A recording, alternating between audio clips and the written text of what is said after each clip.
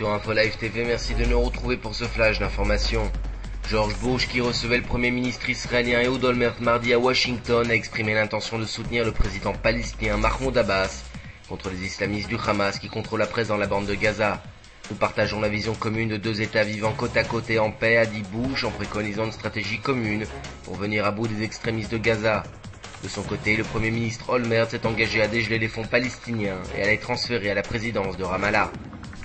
Israël a évacué mardi des Palestiniens blessés dans les violences de la bande de Gaza et dans une fusillade au point de passage d'Erez, où 150 personnes tentant de fuir l'enclave sont bloquées depuis plusieurs jours. Les autorités israéliennes ont également permis à des camions transportant vivres et fournitures médicales, envoyés par des organisations humanitaires internationales, d'entrer dans la bande de Gaza.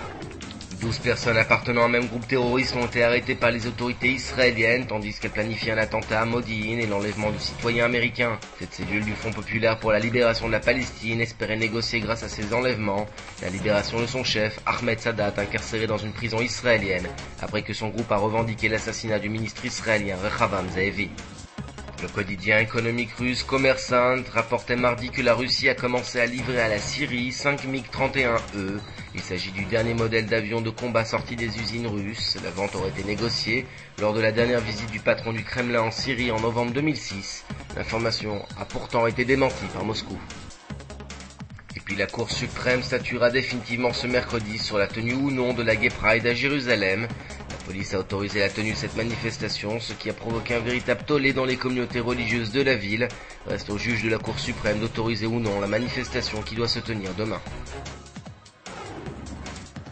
Un mot de sport pour finir, le Real Madrid a écrasé mardi soir une sélection israélo-palestinienne.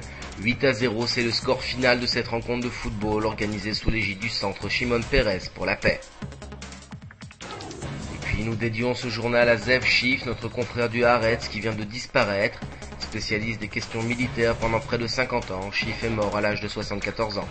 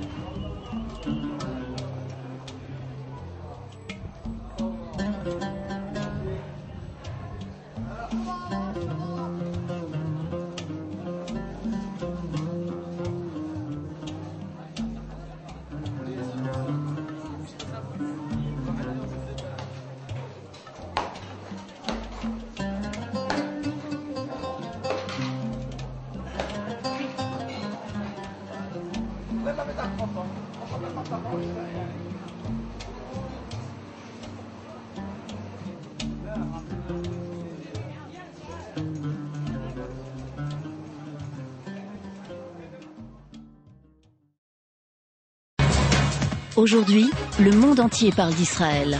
Mais qui parle d'Israël au monde entier, en temps réel, en 4 langues et en direct de Jérusalem? InfoLive.tv, la première chaîne de télévision internationale israélienne.